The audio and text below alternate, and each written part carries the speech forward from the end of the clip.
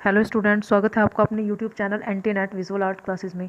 Students, आज मैं आपको कुछ महत्वपूर्ण प्रश्न कराने वाली हूं जो आपके टीजीटी पीजीटी के लिए बहुत ही महत्वपूर्ण होने वाले हैं। स्टूडेंट्स, ये सभी जितने भी क्वेश्चन मैं आपको करा रही हूं ये काफ़ी महत्वपूर्ण रहेंगे आपके जितने भी आर्ट एग्ज़ाम होते हैं उनकी प्रिपरेशन के लिए।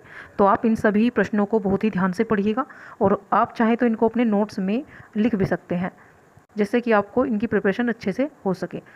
और स्टूडेंट, अगर आप चैनल पर पहली बार आए हैं और पहली बार आज आप वीडियो को देख रहे हैं तो चैनल को सब्सक्राइब जरूर कर लें, बेल आइकन का नोटिफिकेशन ऑन कर लें और वीडियो को लाइक जरूर करें। तो चलिए स्टार्ट करते हैं पहले प्रश्न से।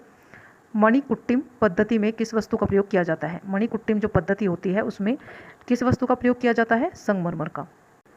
अगला प्रश्न देखिए, पोलियोलिथिक कालीन मानव को अन्य किस नाम से जाना जाता है? जो पोलियोलिथिक जो मानव है उसको किस नाम से जाना जाता है? कार्टिजाइट नाम से, कार्टिजाइट नाम से। C.A. सिल्वेराइट पांचाल ने बांदा के शिला चित्रों की खोज कब की थी? तो इन्होंने की थी 1907 ईस्वी में। नेक्स्ट देखिए, भारतीय प्रागैतिहासिक पृष्ठभूमि नामक जो पुस्तक है उसके लेखक कौन है? तो ये हैं D.H. गार्टन। नेक्स्ट क्वेश्चन देखिए, कंगारुओं का अंकन किस गुफा में प्राप्त हुआ है? तो ये सिंघनपुर से प्राप्त हुआ है। प्रागैतिहासिक कालीन की इस गुफा में सर्वाधिक चित्र जो है वो प्राप्त हुए हैं। प्रागैतिहासिक कालीन जो गुफाएं हैं वो सर्वाधिक जो चित्र पाए गए हैं तो वो किस जगह से पाए गए हैं? तो भीमबेटका जो गुफा है वहाँ से सबसे ज़्यादा प्रागैतिहासिक जो चित्र हैं वो प्राप्त हुए हैं। अगला प्रश्न देखते हैं, भरतपुर अल्निया गागरोन नामक किस क्षेत्र किस प्रांत में है? तो ये है राजस्थान में। अगला प्रश्न देखिए, किस प्रागैतिहासिक कालीन स्थल से तांबे के यंत्र प्राप्त हुए हैं? तो ये गुंजेरिया से प्राप्त हुए हैं।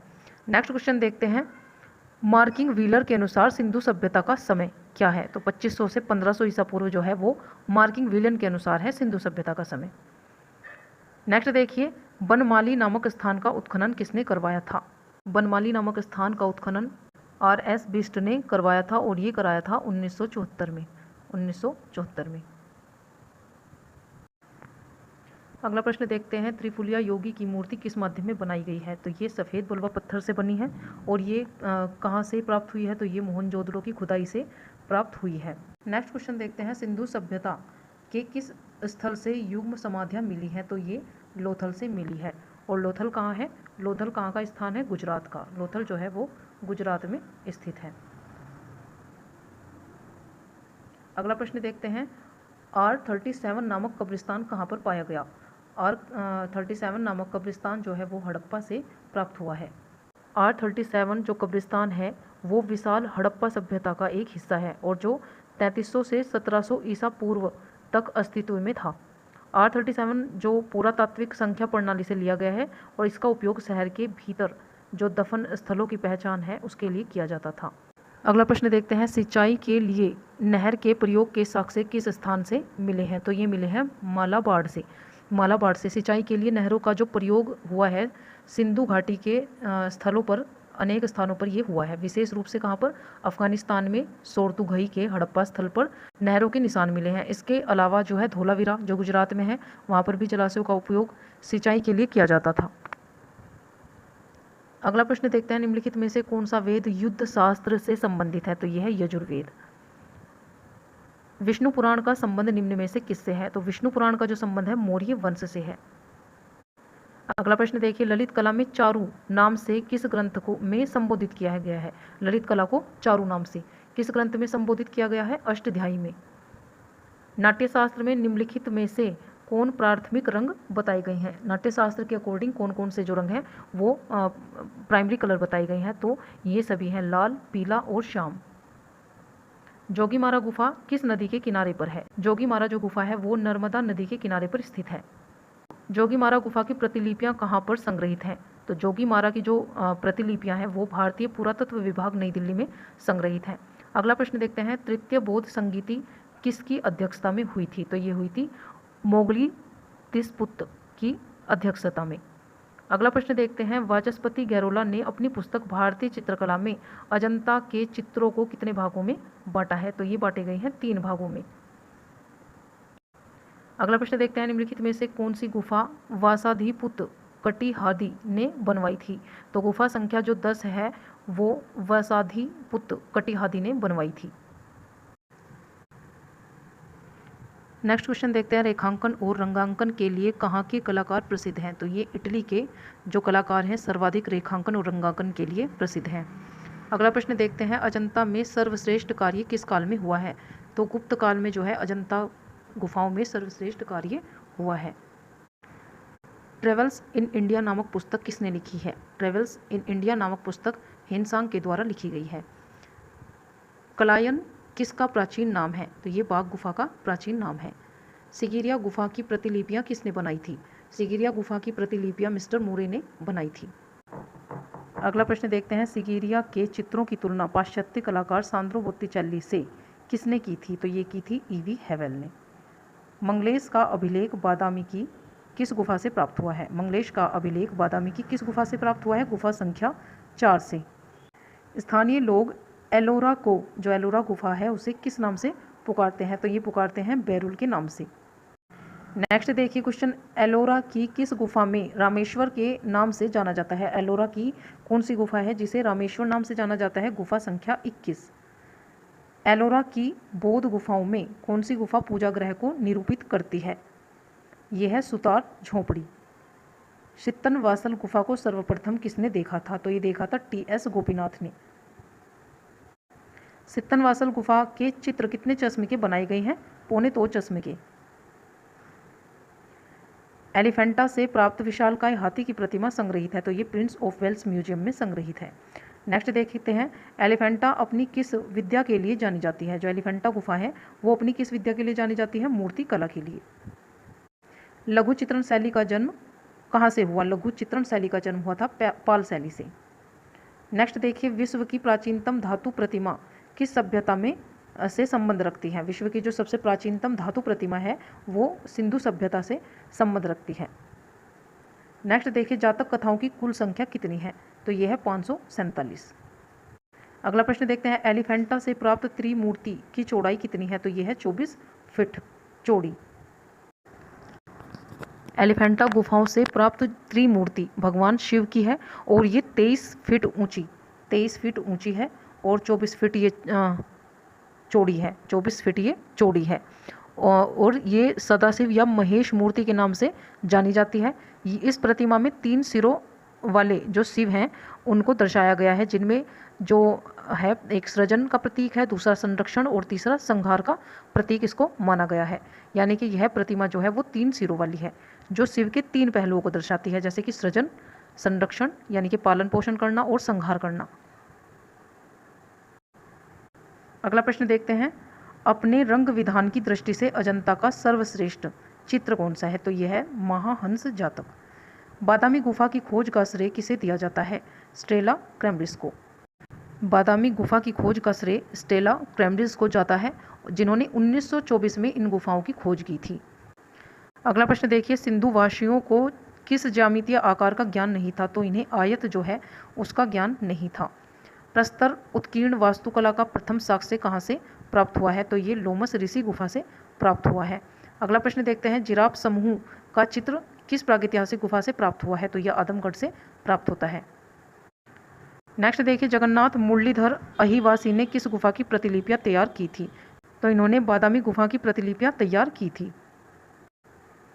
नेक्स्ट देखते हैं, वेदांगों की कुल संख्या कितनी मानी गई है? तो ये मानी गई है 6। और ये कौन कौन से हैं? तो यहाँ 6 वेदांग होते हैं। शिक्षा, पहला होता है शिक्षा, दूसरा छंद, व्याकरण, निरुक्त, ज्योतिष और कल्प। ये 6 वेदांग जो हैं इनकी संख्या 6 मानी गई है। अगला प्रश्न देखिए, भारतीय मूर्तिकला में शैलियों का सही कालानुक्रम मौर्य, शुंग, कुषाण और गुप्त। नेक्स्ट देखिए, सारनाथ स्थित लाइन कैपिटल किस माध्यम में निर्मित है? तो ये चमकदार बलुआ पत्थर से निर्मित किया गया है। भारतीय षडांग में लावण्य योजना से तात्पर्य, भारतीय जो सौंदर्य शास्त्र है उसकी षडांग में लावण्य योजना का क्या जो है अर्थ है? तो यह है कांति यानी कि सौंदर्य, सुंदरता। गर्भगृह की अवधारणा किससे संबंधित है? गर्भगृह की अवधारणा यानी कि हिंदू मंदिर। गांधार क्षेत्र से प्राप्त कुषाणकालीन मूर्तियों पर किसका प्रभाव है? तो यहाँ पर यूनान कला का प्रभाव देखा गया है। भारतीय षडंग शिल्प के लेखक कौन है? भारतीय शिल्प षडंग के लेखक हैं अवनींद्रनाथ टैगोर। नेक्स्ट देखिए, स्थापना कला से क्या समझते हैं? तो ये त्रिआयामी कला होती है। नेक्स्ट देखिए, श्योरपुर कला क्षेत्र में 25,000 वर्ष पुराने चित्र किसके द्वारा खोजे गए? तो ये द्वारिकेश के द्वारा खोजे गए थे। अगला प्रश्न देखते हैं, रीवा, सतना, पहाड़गढ़ क्षेत्र किसके अंतर्गत आते हैं? तो ये शिवपुरी क्षेत्र के अंतर्गत आते हैं। तहकीक ए हिंद पुस्तक के लेखक कौन है? अल बुरूनी। कंपनी शैली की विशेषता क्या है? कंपनी शैली की विशेषता है 1.5 चश्म चेहरे। नेक्स्ट देखिए, कर्पूर मंजरी के लेखक कौन है? तो ये हैं राजशेखर। अगला प्रश्न देखते हैं, सीता जी के मांडनो के नाम से कौन सी गुफा प्रसिद्ध है? तो अल्निया गुफा जो है वो सीता जी के मांडनो नाम से प्रसिद्ध है। शिल्प रत्न के लेखक कौन है? शिल्प रत्न के लेखक श्री कुमार हैं। नेक्स्ट देखिए, मानसार का संबंध किस विद्या से है? मानसार का संबंध किस विद्या से है? यह है शिल्प शास्त्र से। अगला प्रश्न देखते हैं, 21 रूपायनी स्त्रियों के चित्र कहाँ से प्राप्त हुए हैं? तो ये सिगिरिया गुफा से प्राप्त हुए हैं। नेक्स्ट देखिए, एलिफेंटा की मूर्तिकला उपनिषदों के बुद्धिवान तथा उच्च मार्गदर्शन को प्रतिबिंबित या दर्शाती है। यह कथन किसका है? तो ये ईवी हेवेल का कथन है। नेक्स्ट देखिए, अर्धनारीश्वर नामक चित्र किस गुफा से प्राप्त हुआ है? तो ये सित्तनवासल गुफा से प्राप्त हुआ है। अगला प्रश्न देखते हैं, अवलोकितेश्वर की प्रतिमा एलोरा की किस गुफा में प्राप्त हुई है? तो ये गुफा संख्या 6 में है। वराह की मूर्ति बादामी की किस गुफा से प्राप्त हुई है? वराह की मूर्ति बादामी की किस गुफा से प्राप्त हुई है? तो ये गुफा संख्या 2 से प्राप्त हुई है। नेक्स्ट देखिए, बाघ की गुफा कौन जो है पाठशाला नाम से प्रसिद्ध है? जो बाघ की गुफा है वो पाठशाला नाम से प्रसिद्ध है। ये कौन सी है? गुफा संख्या 5। नेक्स्ट देखिए, बाघ की गुफा से राजा संबंधु का ताम्रपत्र प्राप्त हुआ है। यह कौन सी गुफा है? गुसाई गुफा। अगला प्रश्न देखते हैं, अजंता की गुफाएं किस धर्म से संबंधित हैं? तो ये बौद्ध धर्म का प्रतिनिधित्व करती हैं।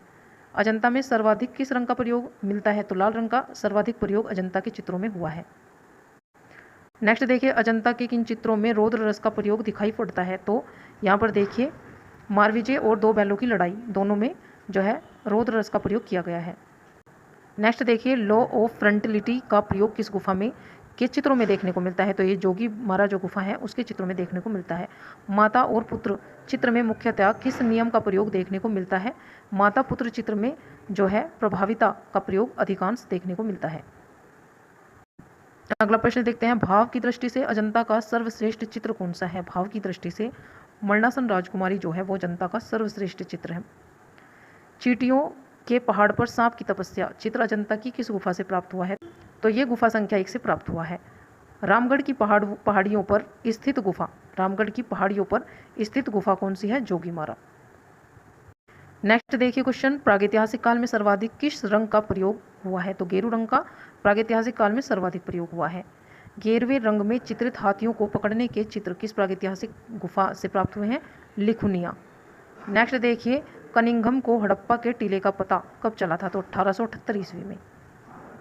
नेक्स्ट क्वेश्चन देखते हैं, सिंधु घाटी सभ्यता का सर्वश्रेष्ठ स्थापत्य माना गया है। तो स्नानागार को सिंधु घाटी सभ्यता का सर्वश्रेष्ठ स्थापत्य माना गया है। नेक्स्ट देखते हैं, मोहनजोदड़ो से प्राप्त स्नानागार का वास्तविक माप क्या है? तो ये है 11.88 गुणा 7.01 गुणा 2.43 मीटर, यानी कि 11.88 जो है इसकी लंबाई है, 7.01 इसकी चौड़ाई है और 2.43 मीटर जो है इसकी जो है गहराई है। नेक्स्ट देखते हैं, जोगीमारा गुफा के चित्र कहाँ से प्राप्त हुए हैं? तो ये छत पर निर्मित किए गए हैं।